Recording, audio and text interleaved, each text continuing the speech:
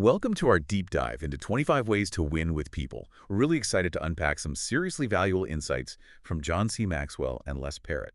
Insights that can help you connect with people better, build stronger relationships, and make those around you feel like $1,000,000.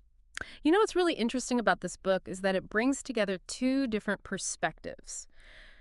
We get Maxwell's practical real-world experience in leadership, and then we get Parrott's insights as a psychologist. Absolutely. It's like they've taken all those complicated relationship dynamics and just distilled them into these 25 clear, actionable principles. Yeah, and the best part is they aren't just empty theories, Yeah. They're strategies that anyone can actually implement For sure. to improve their relationships. So, right from the start, the book hits you with a powerful message in chapter 1. Start with yourself. It's a huge reminder that you can't truly connect with others if you're not taking care of your own personal growth. Yeah. Like try to pour from an empty cup, right? Right. You can't give what you don't have. Ex- And speaking of things that are valuable, there's this brilliant analogy in this chapter about a crumpled $50 bill. Oh, yes. That one really stuck with me. Maxwell talks about how no matter how much you crumple or fold or even step on a $50 bill, its value remains the same. It's a powerful visual, really, of the fact that every single person has inherent worth, Regardless of their circumstances regardless of their circumstance. or past mistakes. Yeah. I love that analogy because it's so relatable.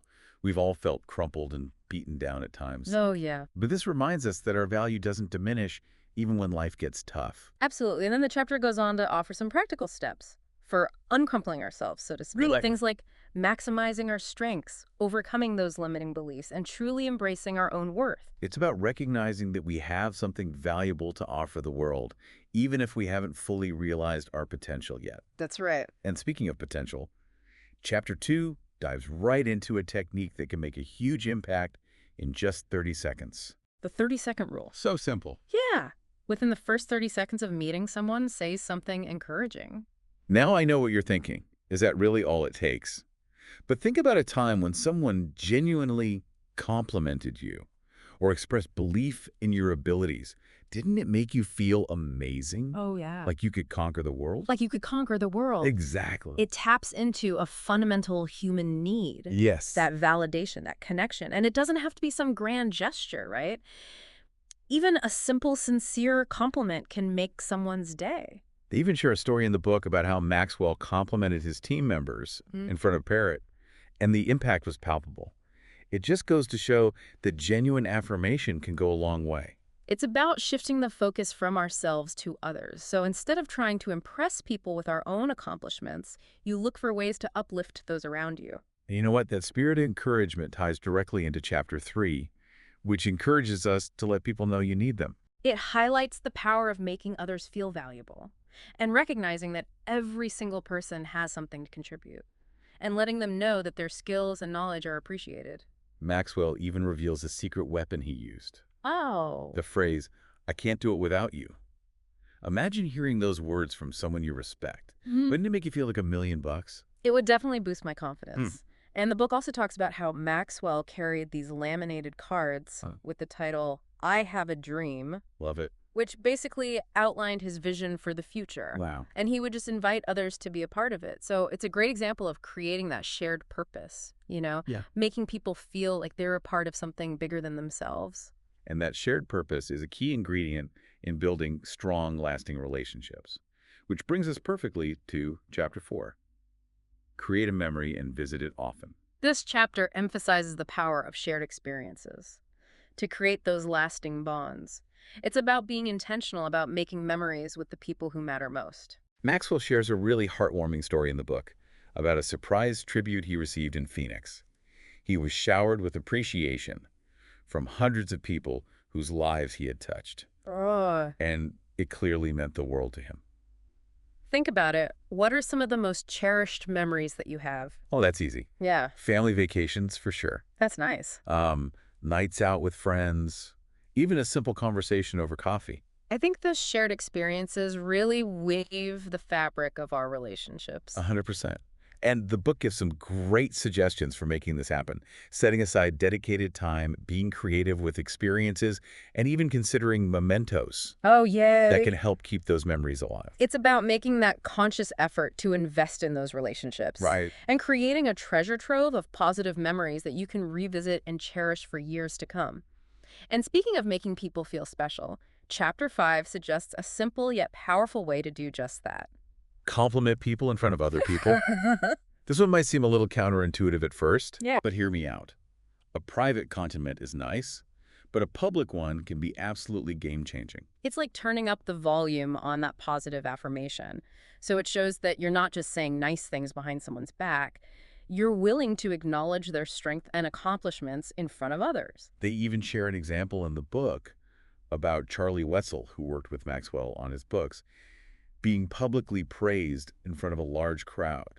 And it brought tears to his eyes because it meant so much to him to be recognized in that way. Public compliments can be so validating, especially for those who don't always feel seen or appreciated. Absolutely. And it creates a positive ripple effect. So when people witness you complimenting someone, it sets a tone of appreciation. Yes. It encourages that culture of celebrating each other's successes. Well, it's like you're giving permission for everyone to shine. And speaking of shining, Chapter 6 encourages us to give others a reputation to uphold. Ooh, this one's all about the power of belief and expectation. So when you believe in someone and you communicate that belief to them, it can empower them to do amazing things. Think about Winston Churchill during World War II. He constantly gave the British people a reputation to uphold, brave, resilient, defiant, and they rose to the occasion. It's like giving someone a superhero cape. I love that. Right. And saying, go save the world. And even if they don't feel like a superhero at first, that belief, can inspire them to step into their potential.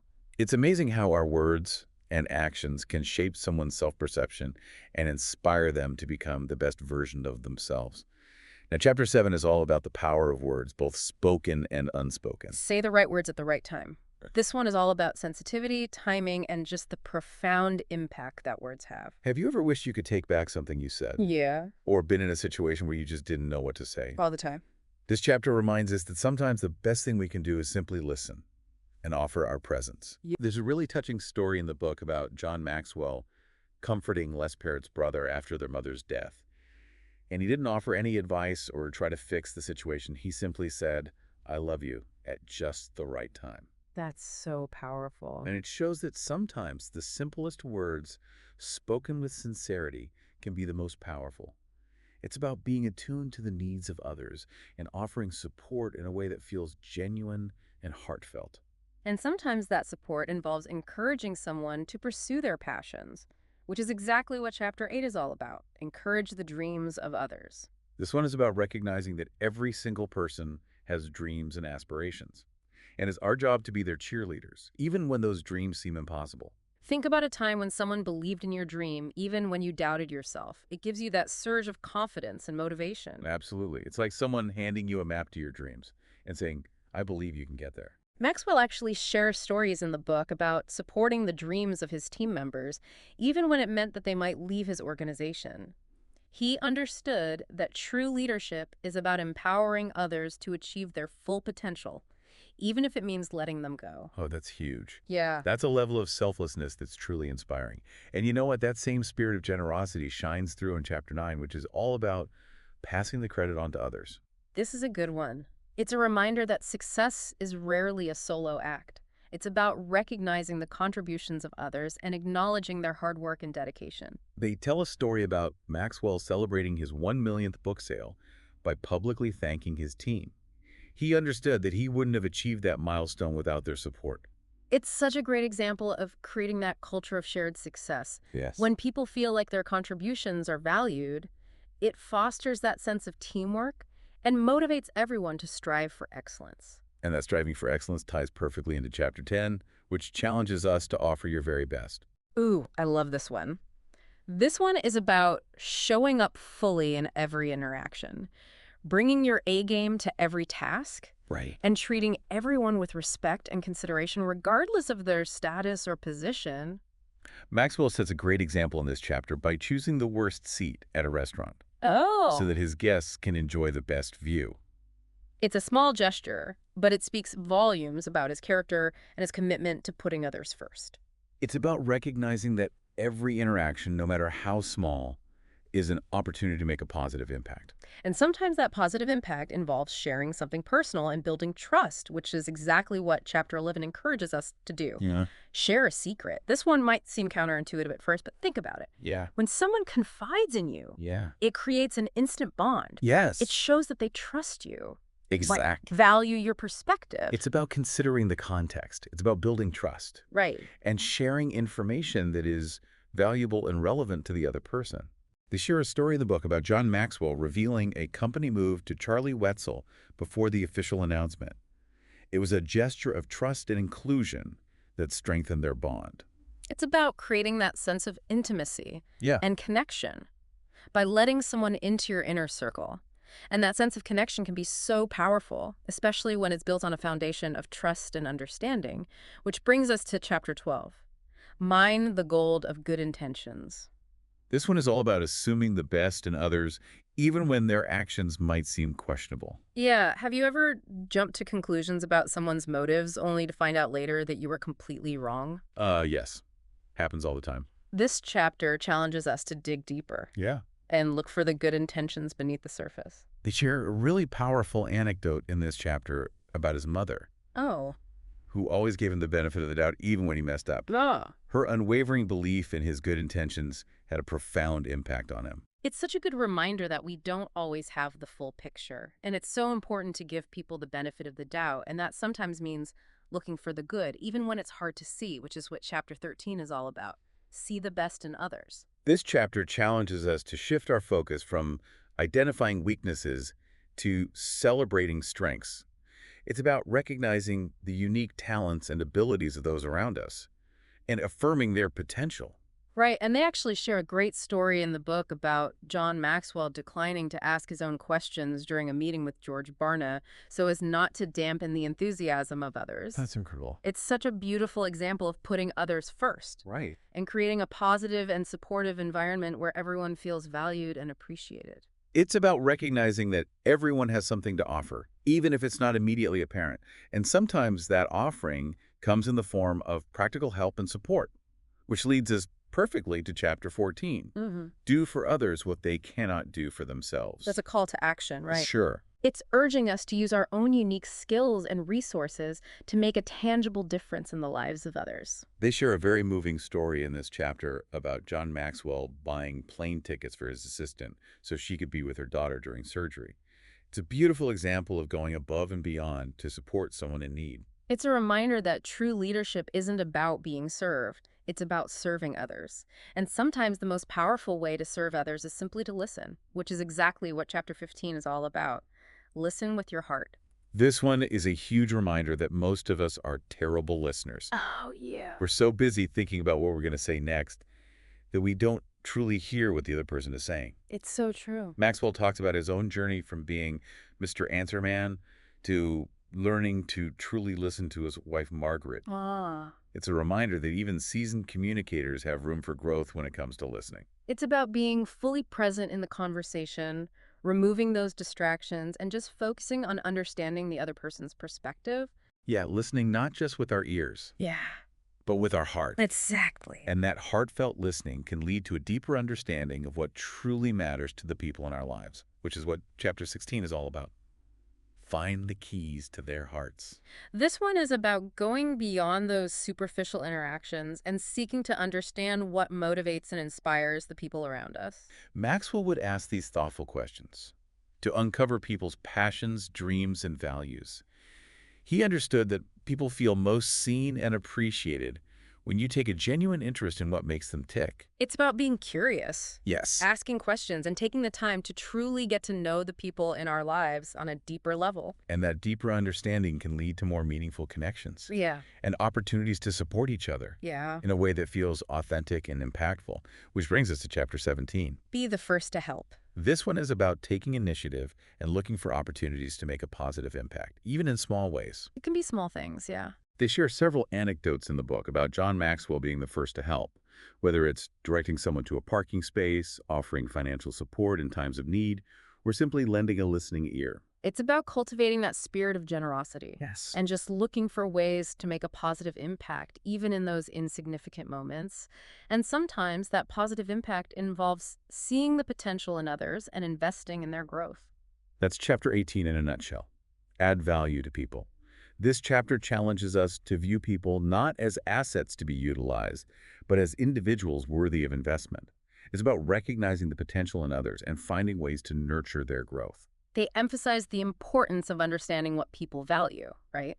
Mhm. So being attentive to their needs, goals, and aspirations. And when we truly understand what people value, we can offer support and encouragement in a way that is genuinely meaningful. It's like finding the perfect gift, something that brings joy and adds value to their life. And speaking of things that add value to life, chapter 19 encourages us to remember a person's story. This is one of my favorites. It's all about recognizing that everyone has a unique story to tell, a journey that has shaped who they are. And when we take the time to listen to those stories, to remember the details, it shows that we care. Yeah. And it shows attention that makes people feel truly seen and valued. It's about moving beyond the superficial interactions and connecting on a deeper, more personal level. And they even talk about how remembering someone's story is like telling them, "You are special to me." It's a great way to build trust and just strengthen relationships. And it creates such a strong foundation for all the other principles we've discussed. When we truly know and understand someone's story, it becomes easier to encourage their dreams, celebrate their strengths, and offer support that's meaningful and relevant to their individual journey. Exactly. It's like having a key to unlock their hearts and connect on a much deeper level. Yeah. So, as we wrap up this first part of our deep dive into 25 ways to win with people, what really stands out to you? I'm curious, what do you think is the most impactful takeaway so far? Well, that's a good question. It's difficult to choose just one because they're all so interconnected and valuable in their own way. But I think the most important message is that building strong, meaningful relationships is a journey, not a destination. It's a lifelong commitment to cultivating genuine connections, showing up for others, and making a positive impact on the world. It's about embracing the principles we've discussed today and weaving them into the fabric of our lives, one interaction at a time. It's about recognizing that we all have the power to make a difference in the lives of others, no matter how big or small our actions may seem. Absolutely. And that journey, it's filled with incredible rewards, deeper connections, greater fulfillment, and a sense of shared purpose. That really enriches our lives. And on that note, we'll wrap up part one of our deep dive into 25 ways to win with people. We hope you've enjoyed exploring these first 13 principles, and we'll be back soon to dive into the remaining 12 in part two. Stay tuned. It's only going to get more inspiring from here.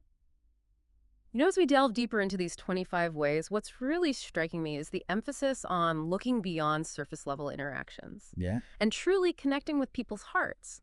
It's not about using tricks or techniques to manipulate people. It's about cultivating a genuine desire to see others succeed Right. and building relationships based on trust and mutual respect. That's so true. It's about approaching our interactions with a spirit of generosity and kindness, recognizing that everyone has something valuable to offer, and looking for ways to support each other's growth. And speaking of growth, one of the principles that really resonated with me is the idea of pointing out people's strengths, which we touched on in chapter 23. Ah, yes. This one is all about shifting our focus from identifying weaknesses to celebrating strengths, recognizing the unique talents and abilities of those around us and affirming their potential. That's like someone giving you a superpower and saying, go use it to make the world a better place. So validating and empowering. Exactly, and there's research suggesting that everyone can excel in at least one area even better than 10,000 others. Wow. So imagine having someone point out that hidden strength in you. Wouldn't that be so motivating? Absolutely. It's about helping people tap into their potential and become the best versions of themselves. Absolutely. Yeah. And when people feel confident and competent in their abilities, they're more likely to take risks, pursue their passions, and make a positive impact on the world. And speaking of making a positive impact, I was really moved by the chapter on writing notes of encouragement, which we discussed in chapter 24. Such a simple act, yet it can have such a profound and lasting impact. Absolutely. It's about taking the time to express our appreciation and encouragement in a tangible, lasting form.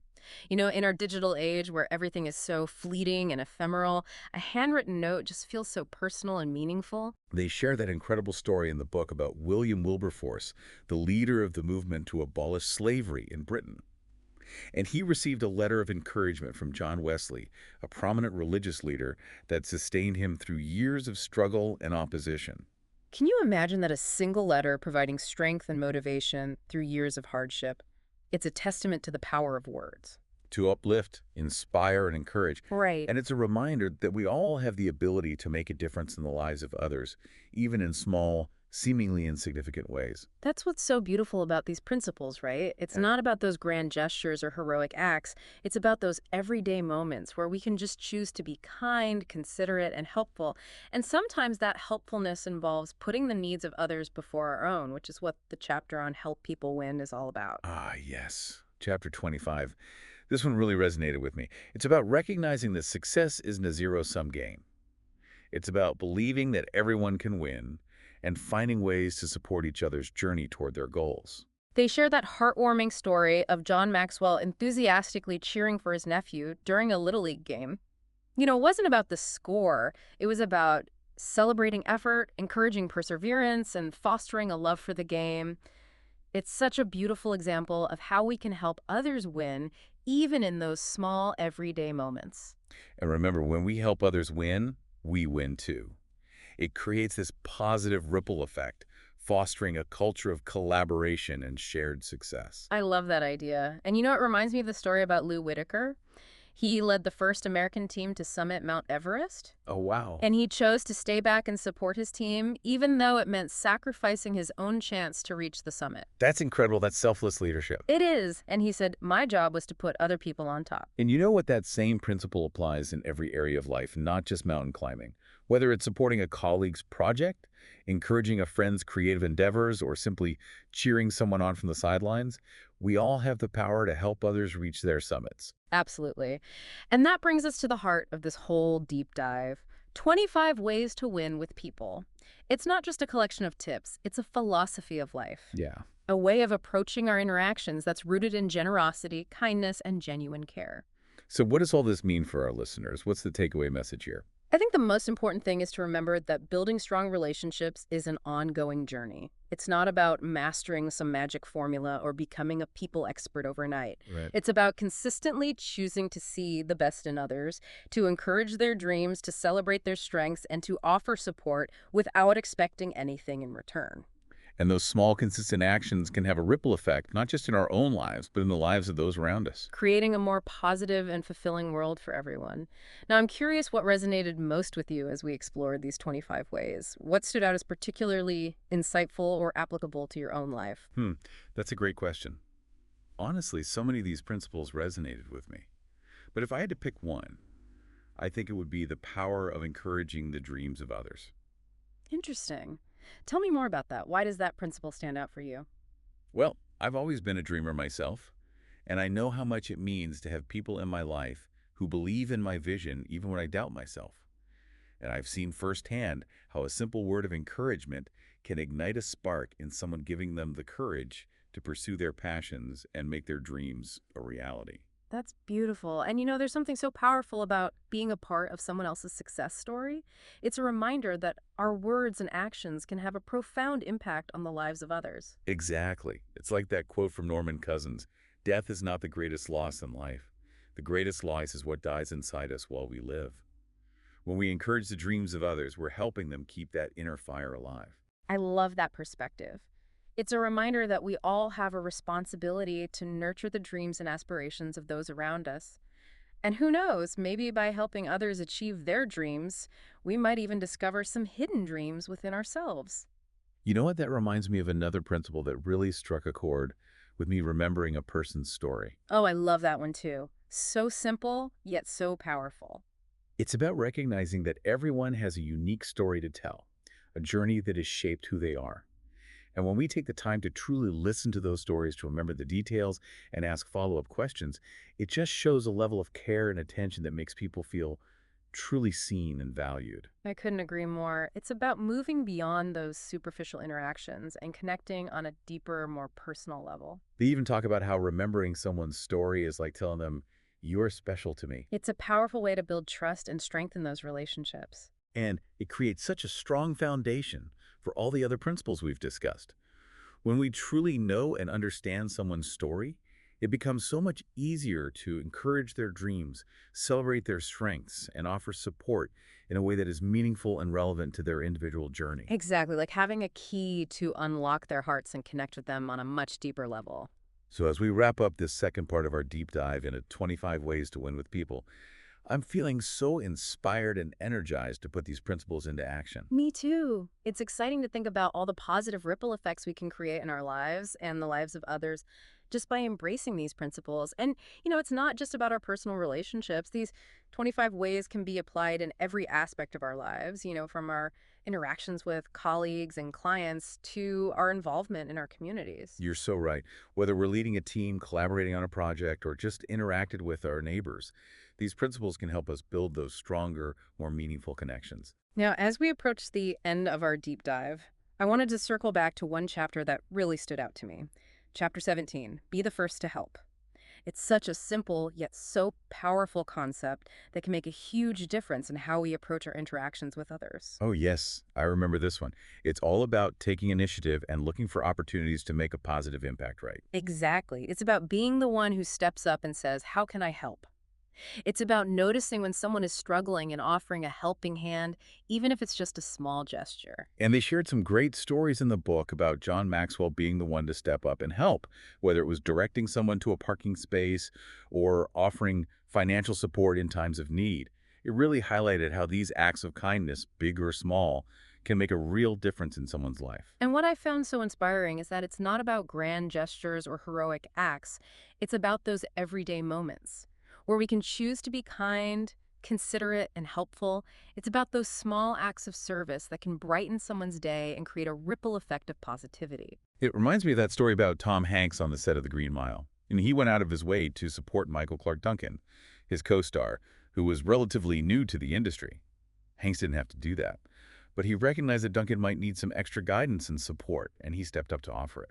What a powerful example of how we can use our influence and our resources to lift others up.